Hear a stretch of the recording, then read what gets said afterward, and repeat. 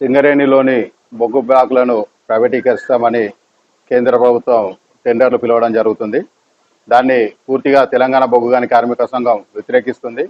సింగరేణి బ్లాకులను సింగరేణికే కేటాయించాలని, ఏదైతే ఇంతకుముందు గతంలో టీఆర్ఎస్ ప్రభుత్వం ఉన్ననాడు కేసీఆర్ గారు ముఖ్యమంత్రిగా ఉన్ననాడు ఏదైతే ప్రైవేటీకరణను వ్యతిరేకిస్తూ కార్మికులు అనేక ధర్నాలు సమ్మెలు చేసి గతంలో కేంద్ర ప్రభుత్వం 4 బొగ్గు బ్లాకులను ప్రైవేటీకరిస్తానంటే వ్యతిరేకించడం జరిగింది. అయినా కానీ 2 బ్లాకులను ప్రైవేటు వారికి అప్పచెప్పడం జరిగింది.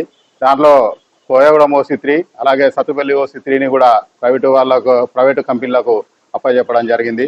వాటిని సీఎం కేసీఆర్ గారి అండదండలతోటి వారిని తరిమి కొట్టడం జరిగింది. వాళ్ళు పనులు చేయకుండా బయటికి వెళ్ళిపోవడం జరిగింది.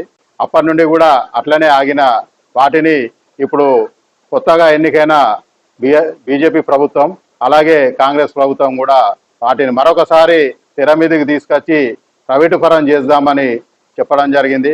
దీన్ని ముక్త కంఠంతో కార్మిక సంఘాలన్నీ కూడా వ్యతిరేకించాలని, అలాగే తెలంగాణ బొగ్గుగని కార్మిక సంఘం కార్మికుల పక్షానుంటూ కార్మికుల కొరకు ఎంతకైనా ముందుకు పోవడానికి సిద్ధంగా ఉందని, అలాగే పెద్దలు కేసీఆర్ గారి నాయకత్వంలో మేము ఈ బ్లాకులని సింగరేణికే కేటాయించాలని అడగడం జరుగుతుంది.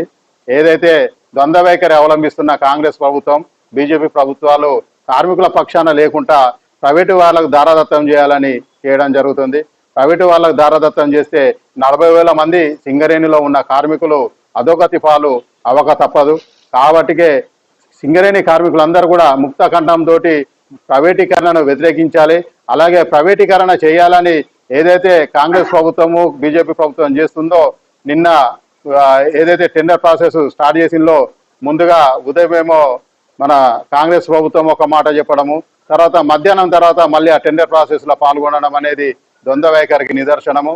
ఏదైతే కేసీఆర్ గారు ముఖ్యమంత్రిగా ఉన్ననాడు సింగరేణి యాజమాన్యం ప్రైవేటీకరణను పూర్తిగా వ్యతిరేకిస్తూ మేము యాక్షన్లో పాల్గొనమని చెప్పడం జరిగింది. యాక్షన్లో పాల్గొనకుండా మాకు ఏదైతే 4 బ్లాకులు ఉన్నాయో సింగరేణికి సంబంధించినవి, అలాగే ఏదైతే మేము బోర్ హోల్స్ వేసి నిల్వలు తెలుసుకొని ఇంత నిల్వ ఉందని మేము చేసిన దాన్ని మరొకసారి కేంద్ర ప్రభుత్వం ప్రైవేటీకరించడము దురదృష్టకరంగా భావించి ఆనాడు ఉన్న ముఖ్యమంత్రి గారు కేసీఆర్ గారు దాన్ని వ్యతిరేకించడం జరిగింది. వ్యతిరేకిస్తే వారు పక్కకు పోయినది మరొకసారి తెర మీదకి తీసుకొచ్చి ఇలా చేయడం ఎంతవరకు సమంజసమో బీజేపీ ప్రభుత్వం కాంగ్రెస్ ప్రభుత్వం ఆలోచించాలి.